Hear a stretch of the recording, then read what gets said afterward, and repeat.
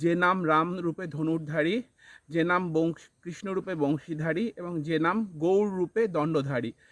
আমরা বর্তমানে দাঁড়িয়ে আছি প্রায় 500 বছরের পুরনো একটি প্রাচীন মন্দিরের সামনে। যে এইগুলো দেখে বোঝা যাচ্ছে যে এককালে কতটা সমৃদ্ধ ছিল এই প্রত্যন্ত গ্রাম। এই গর্ভগৃহের প্রবেশদ্বারের উপরে পাথরের দশাবতার বিগ্রহ রয়েছেন।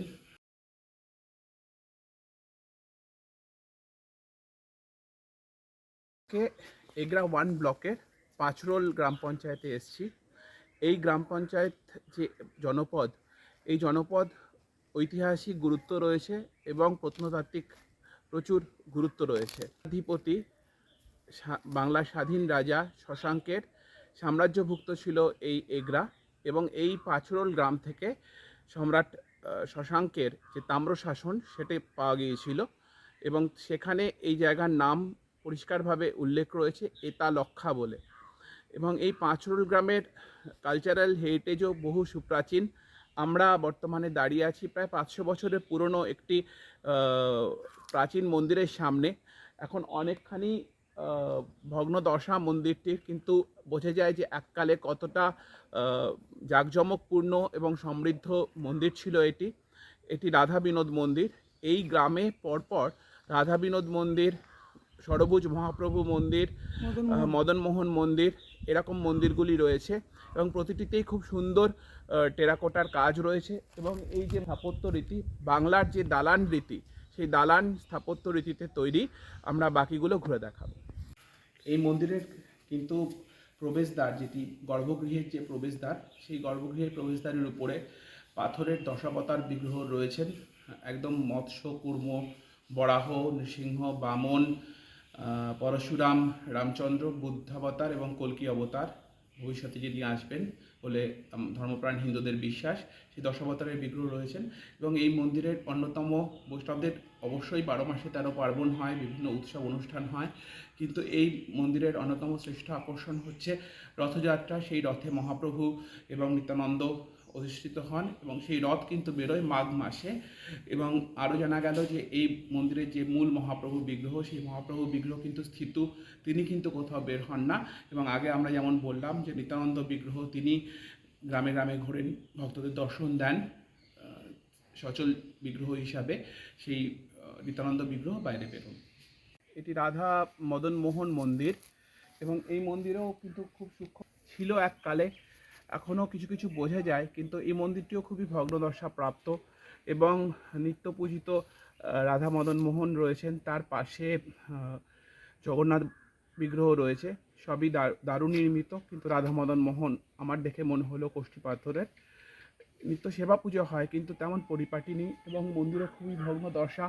কিন্তু বারবার যে পয়েন্টটা আমরা হাইলাইট করতে যাচ্ছি, যে এইগুলো দেখে বোঝা যাচ্ছে যে এককালে কতটা সমৃদ্ধ ছিল এই প্রত্যন্ত গ্রাম। এবং এই মন্দিরের পাশেও কিন্তু প্রচলিত যে বৈষ্ণব মন্দিরগুলিতে যে রাসমঞ্চ, দোলমঞ্চ, সেগুলি রয়েছে এবং সেগুলিও খুবই কারুকার্যমণ্ডিত। এই মন্দিরটি এখন ভগ্নদশা, কিন্তু সামনের অংশটি কিছুটা রিপেয়ারের কাজ চলছে। কিন্তু সেই রিপেয়ার যখন হচ্ছে, আমি একটু দেখাতে বলবো, সেটা কিন্তু প্লেন কংক্রিট হয়ে যাচ্ছে। এখনকার দিনে কেউ আর পারছে না এই কারুকাজগুলোকে ফুটিয়ে তুলতে। তো আজ থেকে প্রায় 500 বছর, 400 বছর আগে যে স্থাপত্যের উৎকর্ষতা, বর্তমানকালের আধুনিক বিজ্ঞান যেন তার কাছে হার মেনে যাচ্ছে। এখনকার কেউই পারছে না সেইভাবে পোড়ামাটি কাজগুলোকে আবার তুলে ধরতে। মন্দিরটিও সেই একই রকম চুন সুরকি দিয়ে এবং প্রচুর পঙ্খের কাজ আছে, এবং এই মন্দিরটি বাকি মন্দিরগুলোর তুলনায় অপেক্ষাকৃত বেটার কন্ডিশনে রয়েছে। এখানেও নিত্য পূজার্চনা হয় এবং খুব সুন্দর বাগান রয়েছে এখানে। একটা অরণ্যের মধ্যে প্রায় বলা যায় আশ্রমিক পরিবেশ, এবং এখানে ষড়ভুজ মহাপ্রভু পূজিত হচ্ছেন। আমরা ষড়ভুজ মহাপ্রভুর বিগ্রহ আপনাদের দেখিয়ে দেব। ষড়ভুজ মহাপ্রভুর 6টি হাত, উপরের 2টি হাতে তীর্ধনুক, রামচন্দ্রের প্রতীক, মাঝখানের 2টি হাতে তিনি বাঁশি বাজাচ্ছেন শ্রীকৃষ্ণ হিসাবে, এবং শেষের 2টি হাত হচ্ছে দণ্ডকমণ্ডলুধারী শ্রী গৌরাঙ্গ। অর্থাৎ যিনি রামচন্দ্র হয়েছেন তিনি শ্রীকৃষ্ণ হিসাবে এসছেন, আবার তিনি আবার মহাপ্রভু হিসাবে পৃথিবীতে এসছেন এই বার্তা দেওয়ার জন্য। এবং এই ষড়ভুজ মহাপ্রভু মূর্তিটি মহাপ্রভু পুরীধামে বাসুদেব সার্বভৌমকে প্রথম দর্শন করিয়েছিলেন। সেই থেকেই ষড়ভুজ মহাপ্রভুর পূজা প্রচলন রয়েছে, বৈষ্ণব পদাবলিতে রয়েছে যে নাম রাম রূপে ধনুর্ধারী, যে নাম কৃষ্ণরূপে বংশীধারী এবং যে নাম গৌর রূপে দণ্ডধারী। তো সেই বিগ্রহ এখানে পূজিত হন এবং এখানেও অপূর্ব সুন্দর কারুকাজ রয়েছে। এই মন্দিরটি আগের মন্দিরগুলোর তুলনায় ভালো অবস্থায় রয়েছে, পঙ্খের কাজ খুব সুন্দরভাবে রয়েছে। মন্দিরের সামনেই আমরা দাঁড়িয়ে এবং এখানে আমরা হনুমানও প্রচুর দেখতে পেলাম, রামভক্ত হনুমানরা রয়েছে এখানে, ভালো লাগলো খুব। আপনাদেরও দর্শন করা হলো। এই মন্দিরটিও আনুমানিক প্রায় 450 বছরের প্রাচীন।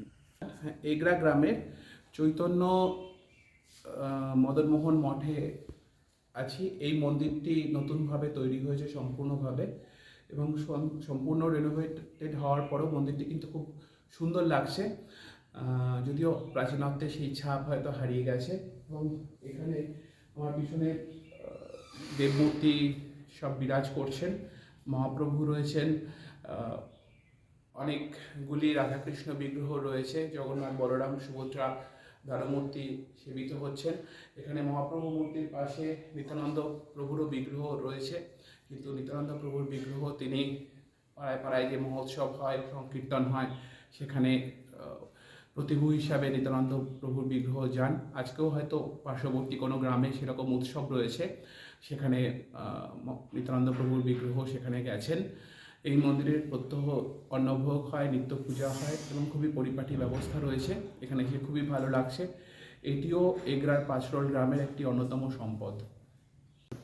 আমরা সর্বশেষ মন্দির এগরার পাঁচরোলের বৃন্দাবন চন্দ্র জিউ মন্দিরের সামনে দাঁড়িয়ে রয়েছি। আমাদের পিছনে দেব বিগ্রহ এবং এখানে ধাতু নির্মিত রাধারানী এবং কৌশিক পাথরের শ্রীকৃষ্ণ রয়েছেন। পাশে আরও দুই সখীর মূর্তি, খুব সম্ভবত ললিতা ইত্যাদি মনে হচ্ছে। এই মন্দিরেও খুব সুন্দর পঙ্খের কাজ রয়েছে এবং এর যে দরজার কারুকাজটি খুব প্রাচীন এবং খুব সুন্দর দরজা, এটি আমরা দেখাচ্ছি।